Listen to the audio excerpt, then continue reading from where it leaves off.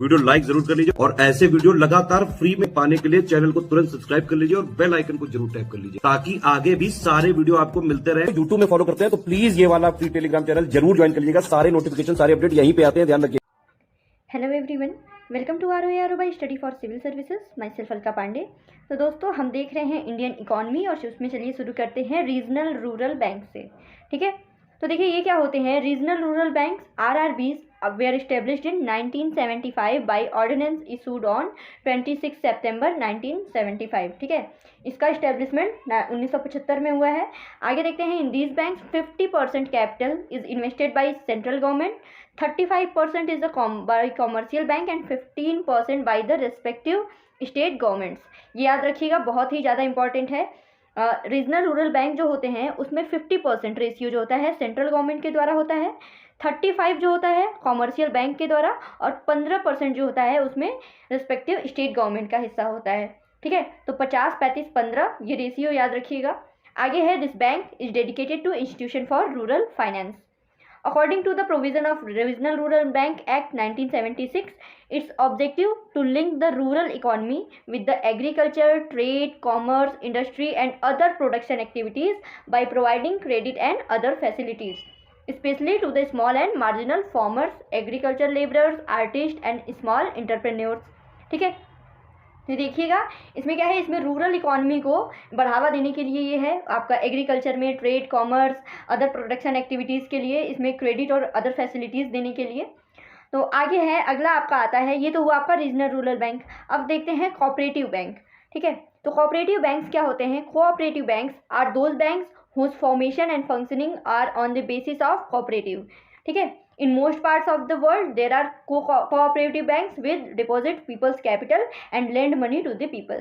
ये तीन इसके टायर्स होते हैं। एक तो पहला स्टेट लेवल पे स्टेट कोऑपरेटिव बैंक, फिर सेकंड है डिस्ट्रिक्ट लेवल पे सेंट्रल कोऑपरेटिव बैंक और लोकल लेवल पे प्राइमरी कोऑपरेटिव क्रेडिट ऑर्गेनाइजेशन।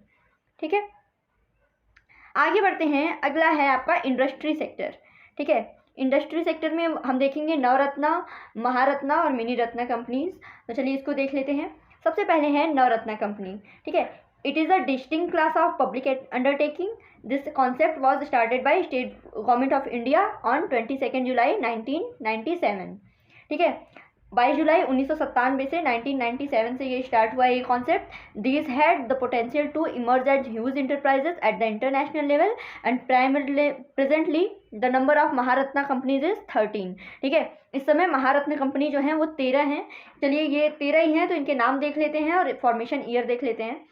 तो सबसे पहले है महानगर टेलीफोन निगम लिमिटेड 1986 में, भारत इलेक्ट्रॉनिक लिमिटेड 1954 में, Hindustan aeronautics limited 1940, national mineral development corporation limited NMDC 1958, rural electrification corporation limited 1969, national aluminium company limited 1981, shipping corporation of India limited 1961, नवेली lignite corporation India limited ये है 1956, oil India limited 1959, Rashtriya Ispat Nigam limited 1982, engineers India limited 1965, container corporation of India limited 1988, NBCC India limited 1960।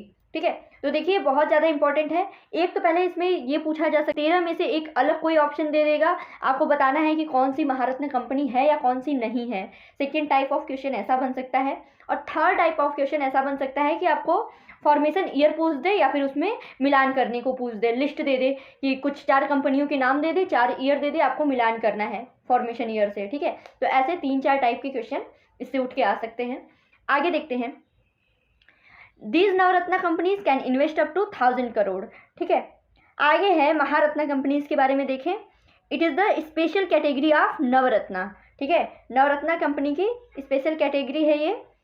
और देखिए Navratna company जो है वो 13 हैं। पिछले स्लाइड में शायद मैंने मिस्टेक की है। अब महारत्ना कंपनी हम देखते हैं, तो ये लॉन्च हुई 4 फरवरी 2010 और objective of which to enable large public sector central undertaking to expand their business and emerge as world largest company.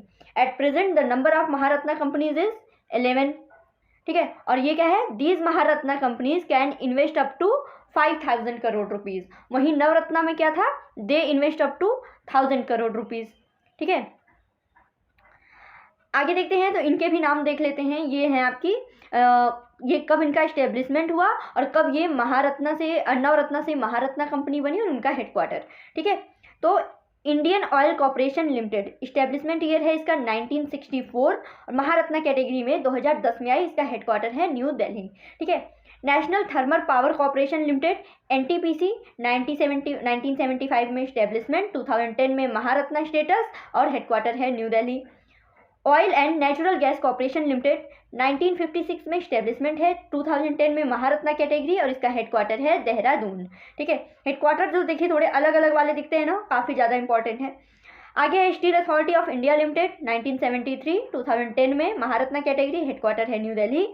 Coal India limited 1975, 2011 में महारत्ना स्टेटस और इसका हेडक्वार्टर है Kolkata. Bharat heavy electrical limited, ये एग्जाम में पूछा जा चुका है एक बार, 1964 में इस्टेब्लिशमेंट ईयर, 2013 में महारत्ना कैटेगरी और हेडक्वार्टर है इसका न्यू दिल्ली। गेल इंडिया लिमिटेड 1984, 2013 में Maharatna status, new Delhi headquarter. Bharat petroleum corporation limited 1977, 2017 में महारत्ना कैटेगरी में, हेडक्वार्टर है Mumbai. Hindustan petroleum corporation limited 1974, 2019 में Maharatna category, headquarter Mumbai. Power grid corporation of India limited 1989, Maharatna category है 2019 और हेडक्वार्टर है इसका गुरुग्राम। और लेटेस्ट वन है power finance corporation limited PFC, इसका इस्टेब्लिशमेंट हुआ था 1986 में, 2021 में ये महारत्ना कैटेगरी में आई है और इसका हेडक्वार्टर न्यू दिल्ली है। इसमें देखिए मोस्ट इंपॉर्टेंट यही है पीएफसी, क्योंकि ये लेटेस्ट वन है जो महारत्ना कैटेगरी में आई है और टोटल महारत्ना कंपनीज हैं वो आपकी 11 हैं। आगे बढ़ते हैं, आगे है criteria for grant Maharatna status to CPSEs. तो इसमें है हैविंग नवरत्ना स्टेटस। ठीक है, नवरत्ना से ही महारत्ना में वो प्रमोट होती हैं।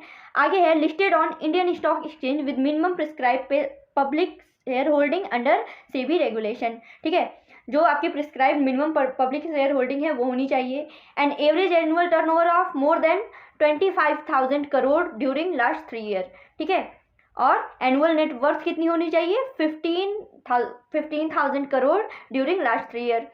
Annual net profit after tax more than 5,000 crore during last year और should have significant global presence और इंटरनेशनल ऑपरेशंस।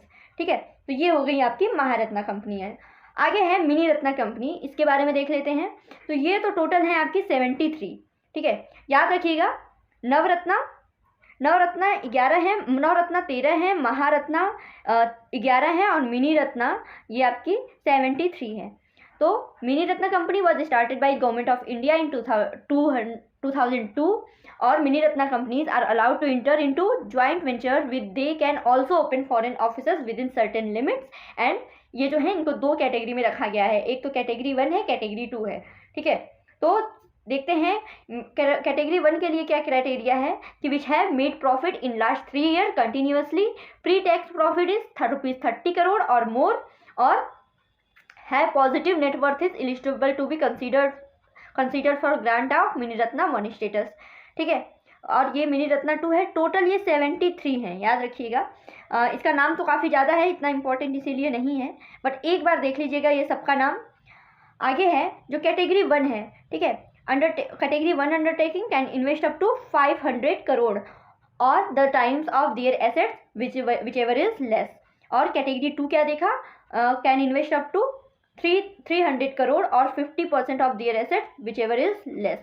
ठीक है, तो देख लिया हमने महारत्ना, मिनी रत्ना और नवरत्ना।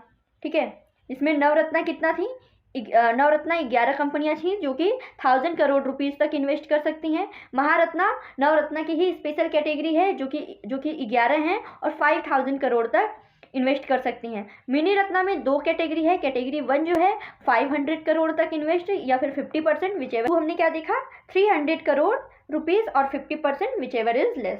ठीक है दोस्तों, तो आज के लिए इतना ही। ये बहुत ही ज़्यादा इंपॉर्टेंट पॉइंट है, इकोनॉमिक्स का फेवरेट इंपॉर्टेंट टॉपिक रहा है ये दोस्तों। अब देखेंगे हम अगले वीडियो में। Thank you so much.